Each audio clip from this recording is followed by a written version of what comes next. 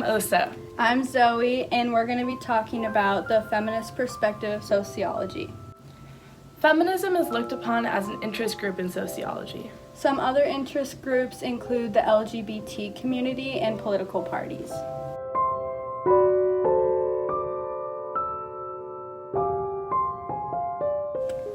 We decided to talk about Susan B. Anthony because of her contributions to the feminist perspective. Anthony is still considered one of the most prominent members in the women's suffrage movement. The women's suffrage movement was the attempt to give women the right to vote.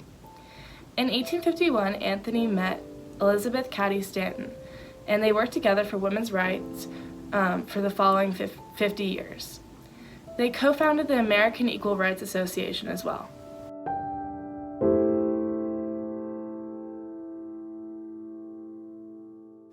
Some other notable contributions from Susan B. Anthony was that Anthony and Stanton together formed the National Women's Suffrage Association to push for a constitutional amendment after the 14th and 15th Amendments were made, and those were made in order to give African American males the right to vote.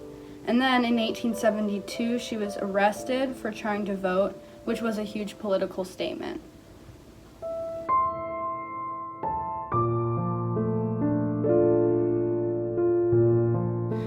Anthony came from a Quaker family. A common Quaker idealism is that everyone is equal under God. This could have contributed to Anthony's ideals that women should be equal to men. Another thing that could have contributed to her ideal that women should be equal to men is that her mother's side of the family fought in the American Revolution and served in the Massachusetts state government. This proves that Anthony was a revolutionist and activist, and she also comes from an activist family, and many of her siblings have also fought for activism.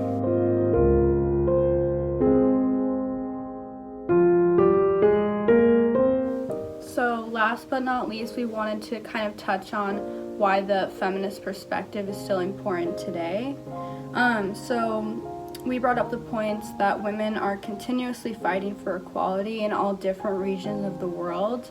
And there's varying problems around the world, but a lot of them do have to do with feminism and women being oppressed. Some recent events having to do with feminism includes wage gaps, institutional sexism, so that would be in the workplace, in schools, and other places like that. And then in the U.S. there's no paid maternity leave, as well as countless others that there's not enough space to write them all. But yeah, that's it.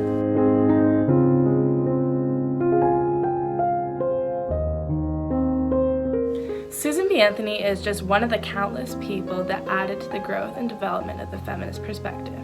Thank you so much for listening to our presentation. Once again, I'm Aase. And I'm Zoe.